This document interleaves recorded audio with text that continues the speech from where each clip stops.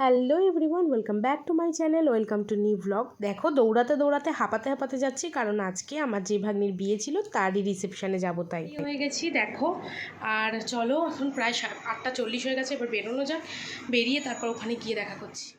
রিসেপশনটাও ছিল দত্তপুকুরে, কিন্তু ট্রেনে নয়, আজকে অটো বা টোটোতে গেলেই সুবিধা হতো।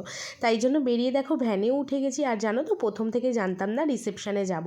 পরে 12টার দিকে ননদ ফোন করে বলল তুমি আর ভাই রিসেপশানে আসবে, তাই আমরা চলে গেলাম। আর দেখো এই যে আমার ভাগ্নি আর ভাগ্নির বর, ওদেরকে যেমন বিয়েতে সুন্দর লেগেছে তেমনই রিসেপশানে সুন্দর লাগছে।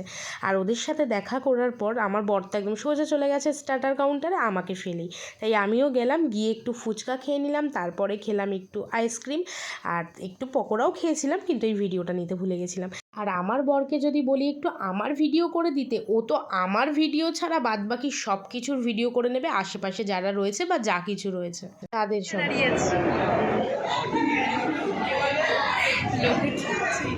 আর আমরা দাঁড়িয়ে আছি, কি লজ্জা এই যে এটা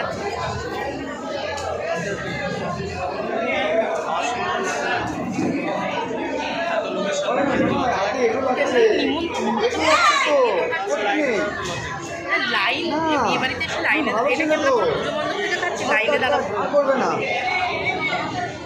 অনেকক্ষণ হ্যাংলার মতো সবার খাবারের সামনে লাইন দেওয়ার পরে অ্যাট লাস্ট আমরা বসতে পারলাম। আর এখানে আজকের মেনুতে ছিল হচ্ছে এগ টেবিল, তারপর ছিল স্যালাড, বেবি নান, চানা মশলা, ভাত, ডাল, চিপস, কাতলা মাছ, ফ্রাইড রাইস, মটন কষা।